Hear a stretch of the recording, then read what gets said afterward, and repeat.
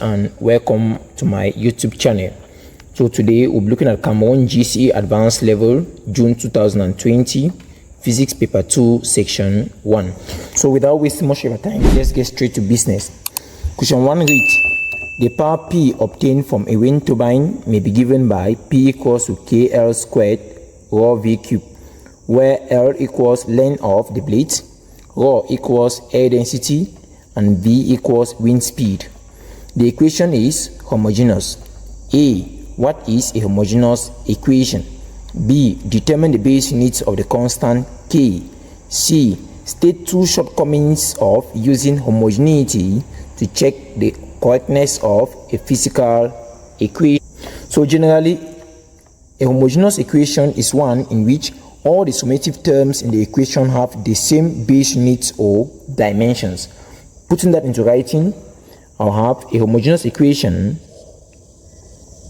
A homogeneous equation is one in which all the summative terms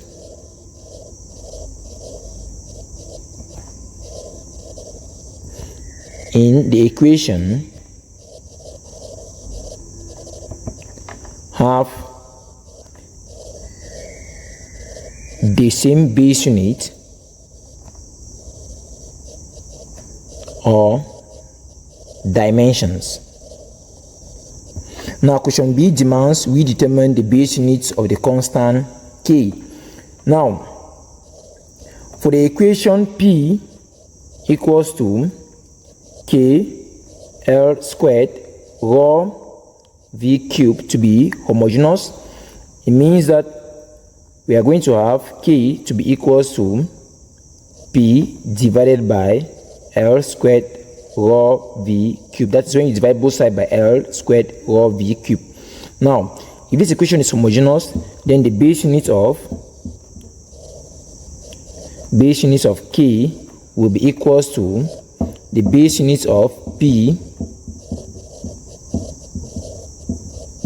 divided by the base units of L, all this squared times the base units of rho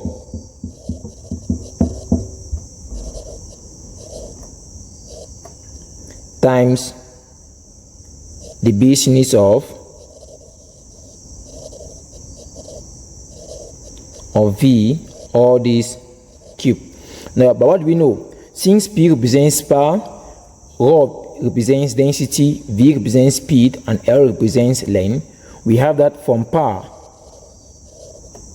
P equals to work done on time, and for which work done is force times distance, it means that power will be equals to force times distance over time. Equally, rho is density, which is mass over volume, and speed is equal to displacement, that is distance covered over time taken. If that's the case, we are going to have the base units of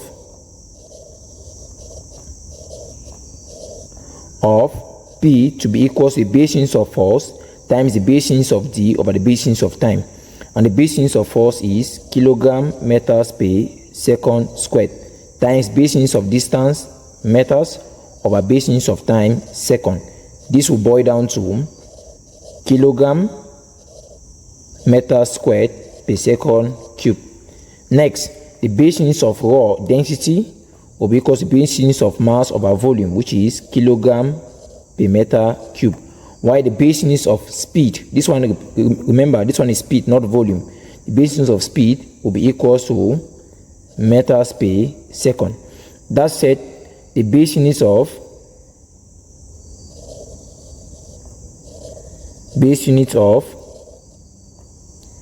K will be equals to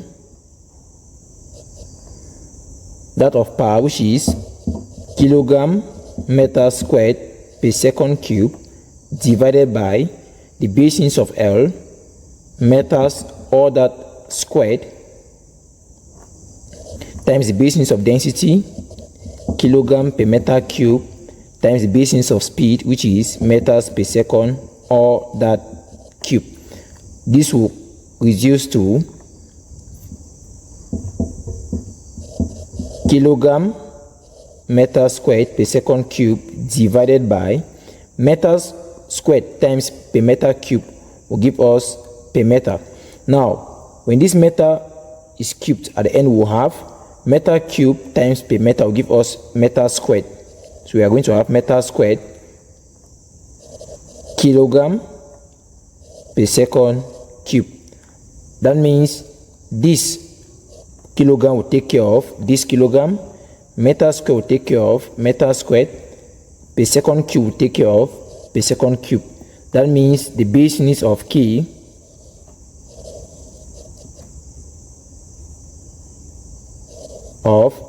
will be equals to 1, which means that K is unitless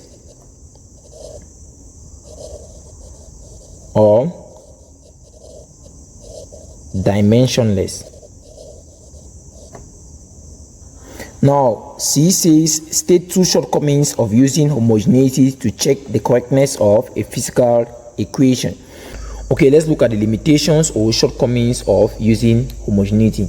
Take note, they can equally ask you to state the reasons why the homogeneity of a physical equation is not a sufficient condition for the correctness of the equation. The very first reason is the fact that homogeneity does not take into consideration a dimensionless constant, or the equation can have a dimensionless constant which can only be determined experimentally. A very good example is the equation kinetic energy equals 1/3 mv squared. The equation is clearly homogeneous but scientifically incorrect. The correct equation is supposed to be Ke equals to 1/2 mv squared. You can use any other equation of your choice, put a wrong constant, tell the examiner that the equation is homogeneous but wrong because of the wrong constant you have introduced, and you state the correct equation. The second reason is the fact that homogeneity cannot differentiate between a scalar and a vector quantity. It can happen that two quantities have the same dimensions, the same base unit, but they are totally different. A very good example is speed and velocity. The two quantities have the same dimension, the same base unit, but speed is a scalar of which velocity is a vector. Another example is displacement and distance. Displacement is a vector while distance is a scalar. Next, with homogeneity, two quantities can have the same dimensions but different units. A very good example is frequency measured in hertz or per second, and angular speed omega measured in rads per second. These two quantities have the same dimensions t to the power -1, of which they have different units. The next is that formulae containing trigonometric functions, logarithmic functions, and exponential functions cannot be derived. That said, let's move over to question 2. Now question 2 reads, in figure 1, a charged metal sphere A is hung from an insulating string. Another charged sphere B on an insulating rod is then placed close to A as shown. So we have sphere A and sphere B. Now the question continues. The charge on sphere A is positive 5.0 nanocoulombs, while that on sphere B is negative 4.0 nanocoulombs. A. Draw the two spheres and show the electric field pattern around them. B. Determine the magnitude of the electric force between the spheres. C. What is the value of the angle theta, this angle here, if sphere A has a mass of 4.5 exponent negative 5 kilograms. Okay, let's proceed to answering question 2a. Now, for us to draw the two spheres and show the electric field pattern around them, we need to have a brief understanding of electric field lines or patterns. And I'll say these are simply imaginary lines or curves drawn through a region of space in such a way that the electric vector is always a tangent to them. These field lines are used to illustrate or demonstrate the effect or intensity of the electric force within an electric field. And these field lines have some unique properties. One of the most important properties is the fact that the electric field lines appear to diverge from a positive charge and converge towards a negative charge. Secondly, the field intensity increases with the density of the field lines. That is, in regions where the field lines are closely packed, there will be a greater electric field strength and consequently a greater electrostatic force at that point. Thirdly, I will say these field lines never cross or intersect each other. the field lines can never cross or intersect. That said, we are going to have our diagram. Clearly, since B was negatively charged and A is positively charged, we are going to have the field lines diverging from A and converging towards B, indicated by the arrows between. Now, question B demands that we determine the magnitude of the electric force between the spheres. For sure, that magnitude will be gotten using Coulomb's law of electrostatics, which states that what?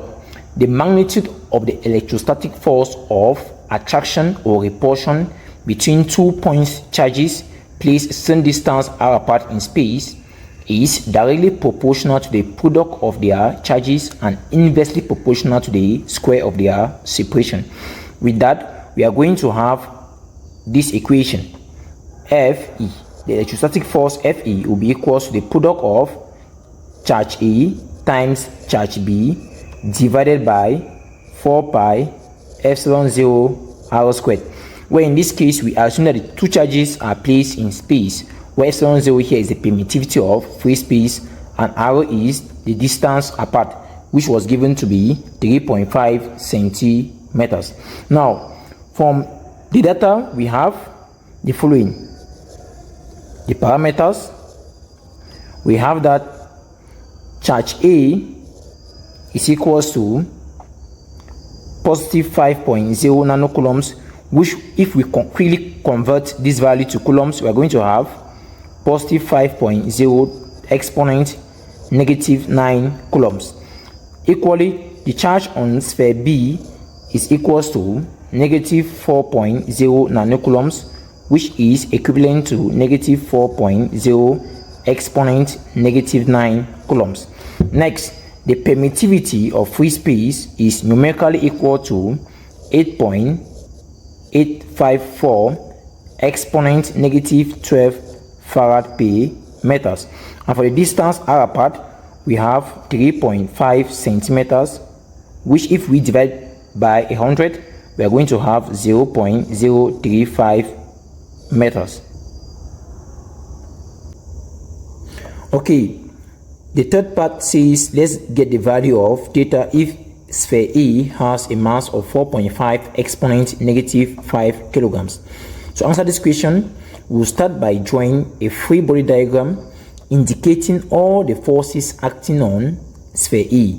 And take note, I will say without the existence of sphere B here, A would have been hanging vertically at equilibrium.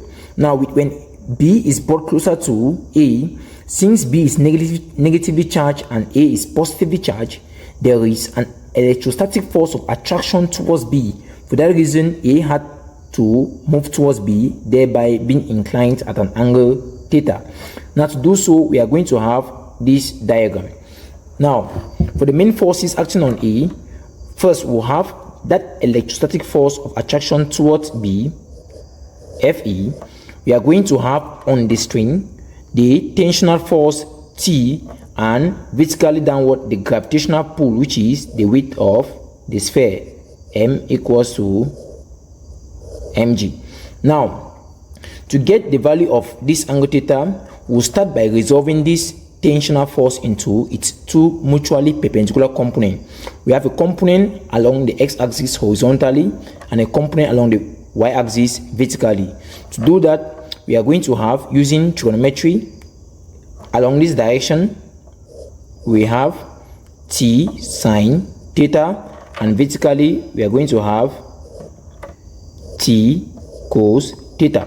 Now, with this system at equilibrium, if we resolve the system, I will say resolving the system,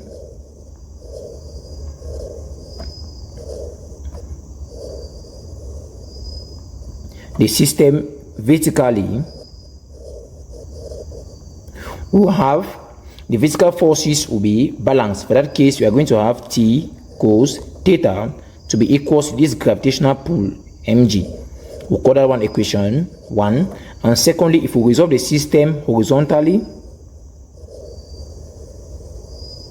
we are going to have the electrostatic force towards B to be equal to the component of T towards the right hand side. So we are going to have T sine theta to be equal to Fe, equation 2. Now, solving Solving 1 and 2 simultaneously,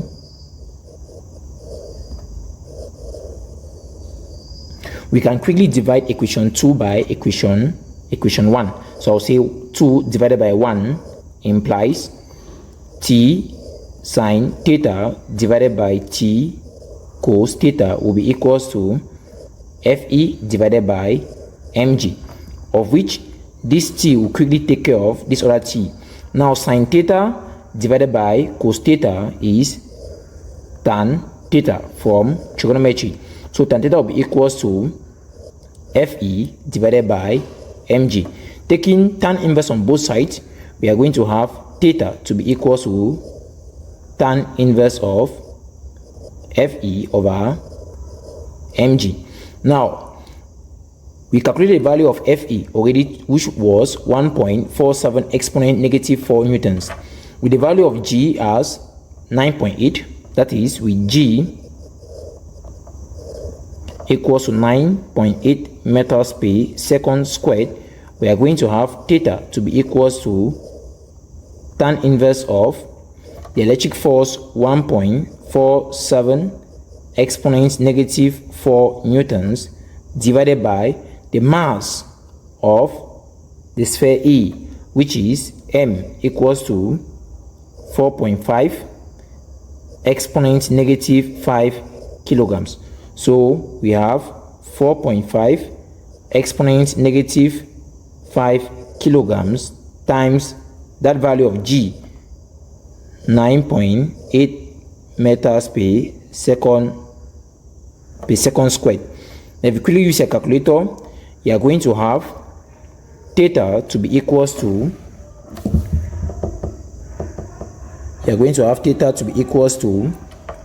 the tan inverse of 0.33, which is approximately equals to 18.26 degrees to 2 decimal places. Now with this value of theta as 18.26 degrees, we are done with question 2. Let's proceed to question 3. Now question 3 reads, Figure 2 shows parts of a system used to eject and accelerate electrons. So we have our two diagrams.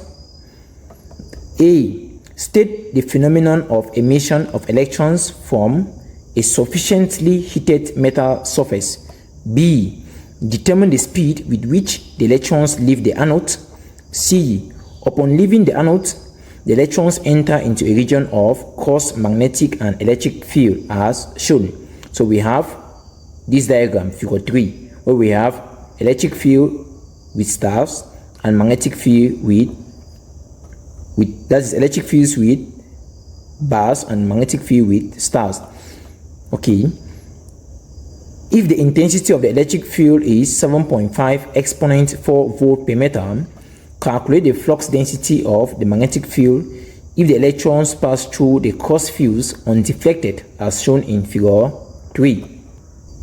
Okay guys, as for question 3a, the phenomenon illustrated in figure 2 is thermionic emission. And please guys, don't confuse thermionic emission with photoelectric effect. They are two similar things but not the same. Why thermionic emission is the ejection of electrons from the surface of a polished metal when heated. Photoelectric effect is the ejection of electrons as well from the surface of a polished metal when light of sufficiently threshold frequency falls on them. So thermionic emission deals with heat, while photoelectric effect, as a word photo, which means light, deals with light. That said, question 3a is thermionic effect or thermionic emission. Now, if after a hot filament bulb hits the metal surface and causes electrons to be ejected from the surface of the metal, and these electrons are tried to be brought down or stopped by applying a voltage of 200 volts, then the maximum kinetic energy will be equal to the stopping potential. That is, Ke max will be equal to the stopping potential. And normally Ke max is equals to a half mass of the electron V squared, where V here is the escape velocity of the electrons from the metal surface. So this will be equal to EV. Let's try to differentiate this V. This V here is the potential difference applied, which is 2000 volts, and E is the electronic charge. Now with this, the parameters given to us, we are going to have the stopping potential V to be equals to 2000 volts, the electronic charge, which is numerically equal to 1.6 exponent negative 19 coulombs. The mass on an electron is equal to 9.11 exponent negative 31 kilograms. With this, we are going to have from here, let's call this one equation star or equation 1. So 1 implies that the escape velocity V squared will be equals to 2 times EV divided by ME. Now by squaring both sides of the equation, that's by taking square root on both sides of the equation, we are going to have that escape velocity to be equals to the square root of 2EV divided by M subscript E. This is a subscript. Now, the numerical application, we are going to have that escape velocity to be equals to the square root of 2 times the electronic charge, 1.6 exponent negative 19 coulombs, times the potential difference 2000 volts divided by the mass on an electron, 9.11 exponent negative 31 kilograms. Now if you quickly use your calculator, you are going to have V, that is V to be equals to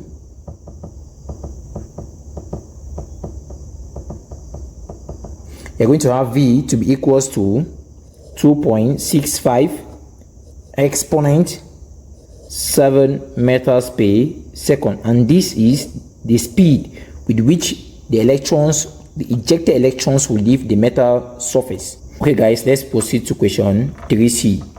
Now, to be able to calculate the flux density of the magnetic field if the electrons pass through the cross fields undeflected as shown in figure 3, we need to identify the direction in which the magnetic force and the electric force are oriented. And from the diagram, since the magnetic field is into pitch and electrons are moving to the right, now from current electricity, what do we know?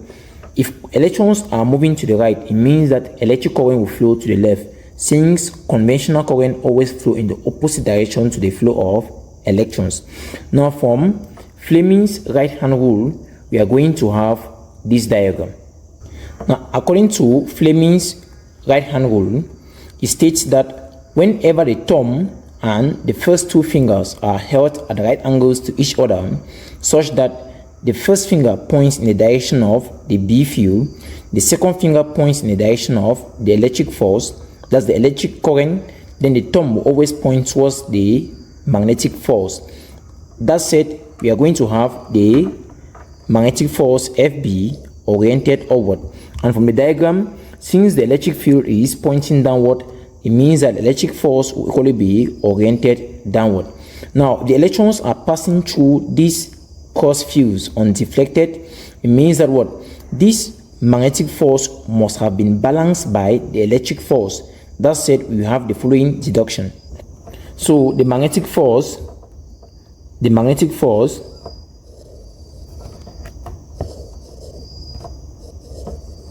will be equals to the electric or electrostatic force. That is, FB will be equals to FE. Now, but for magnetism, FB is equals to B cure V, where B is the magnetic field intensity or the magnetic flux density, cure is the charge on the particle, and V is the velocity of that particle. Meanwhile, from electric field, the electric force Fe is equals to E cure, where E here is the electric field strength or the electric flux intensity, and Q is the same charge. Now equating these two equations, we are going to have B Q V to be equals to E Q. Clearly, Q will strike Q, and so we are going to have B to be equals to E divided by V. Now we're given the value of V, that's the value of E, to be equals to 7.5 exponent 4 volt per meter. So with E equals to 7.5 exponent 4 volt per meter, and the speed of the electron given to be 2.65 exponent 7 meters per second, that is V equals to 2.65 exponent 7 meters per second, we are going to have that magnetic field strength B to be equals to 7.5 exponent 4 volts per meter divided by 2.65 exponent 7 meters per second. If you quickly use a calculator, you are going to get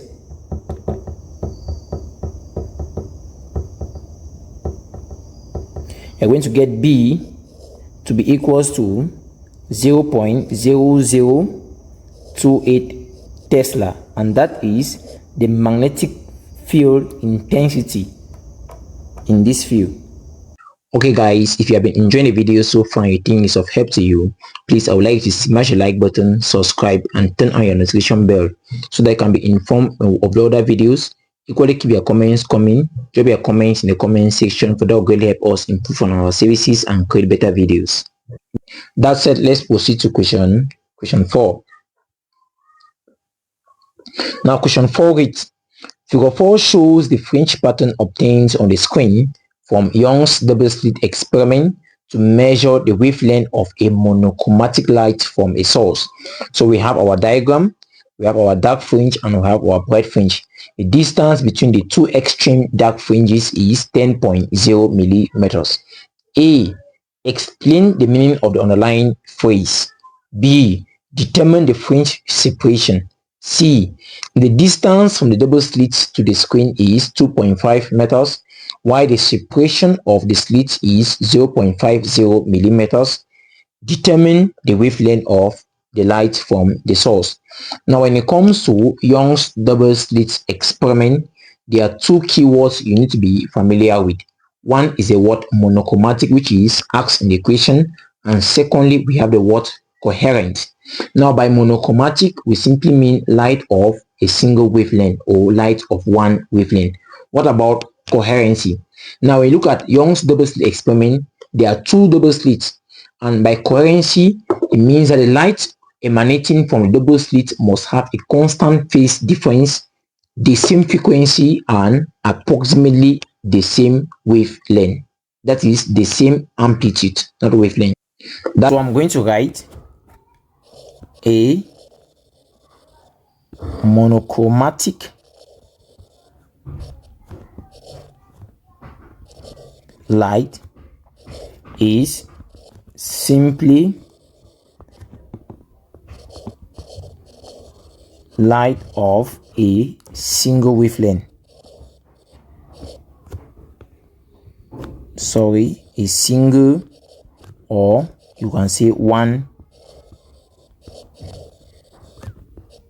wavelength. That is all about question 4A. Now question 4B. Question 4B says determine the fringe separation. Now if you look carefully on the diagram, as I said, the diagram has 1, 2, 3, and 4 bright fringes, and the distance between the extreme dark fringes is 10.0 millimeters. Now what is fringe separation? Fringe separation simply represents the distance between two consecutive bright fringes. So if you have 4 bright fringes on the diagram, we are going to say the fringe separation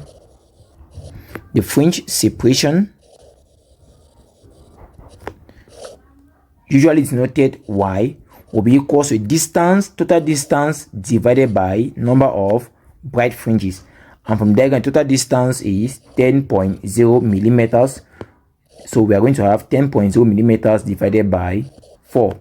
That will give us the fringe separation y to be equals to 2.5 millimeters, or 2.5 exponent negative 3 meters. Now question C says determine the wavelength of the light from the source. Here we have been given the slit separation and we have been given the distance of the double slits from the screen. Now we have generally from Young's double slit experiment, we have that the fringe separation for a first order diffraction or first order interference y is equals to lambda d divided by a, where lambda here is the wavelength of the monochromatic light source, d is the distance of the double slit from the screen, and a is the slit separation. So if we quickly make lambda the subject, we are going to have lambda to be equals to y a divided by d. Now with remember, always recall your parameters given to you. So with y to be equals to 2.5 exponent negative 3 meters, a is equals to 0.50 millimeters, which in meters we are going to have 0.50 exponent negative 3 meters, and the value of d was given to be 2.5 meters. So with all of this, we are going to have that wavelength lambda to be equals to y 2.5 exponent negative 3 meters times a 0.50 exponent negative 3 meters divided by d 2.5 meters. So if you quickly use a calculator, you are going to have lambda to be equals to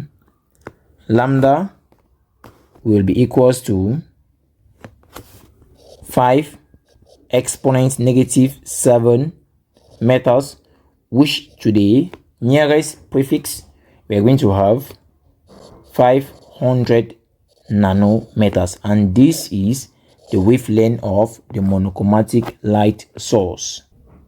Now let's proceed to question 5. Now question 5 reads, strontium-89 has a half-life of 84 days. A. Explain the meaning of the underlying phrase. B. A laboratory prepares strontium-89 source. 21 days after preparation, its activity is measured to be 7.4 exponent 6 becquerel. What is the activity of the source at the time of preparation? Okay, so we have question 5a. Now when it comes to nuclear physics, particularly radioactivity, we generally define the half-life of a radioactive sample in terms of activity as the time taken for the activity of that sample to drop to half of its initial value. Now if strontium has a half-life of 84 days, it simply means that what? Strontium will take exactly 84 days for its activity to drop to half of its initial value. Putting that in writing, we're going to say a half-life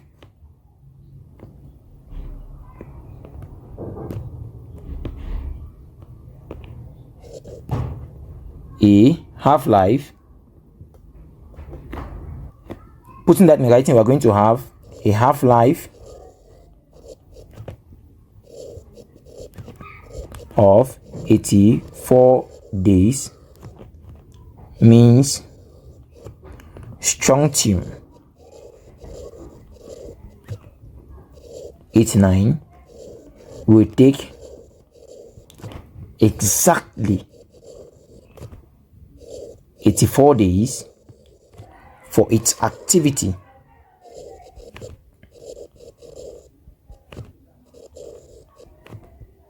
to drop to half of its initial or original value. Now B says let's determine the activity of the source at the time of preparation. Now when it comes to radioactivity, we have generally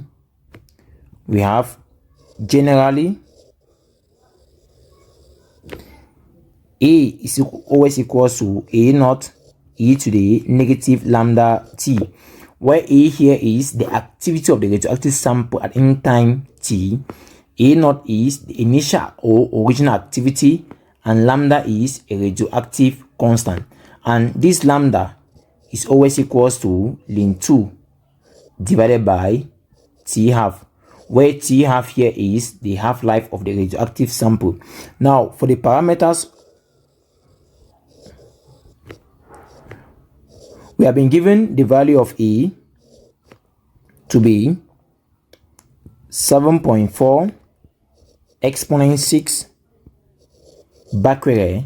We have been given the value of T to be equals to 21 days, and we have equally been given the value of the half-life T half to be equals to 84 days. Now using this, we are going to have, from this equation, we're going to have A naught to be equals to e to the lambda t. That is, if we divide both sides by e to a negative lambda t, we are going to have A. You can try to do this. You have A naught to be equals to e to a lambda t.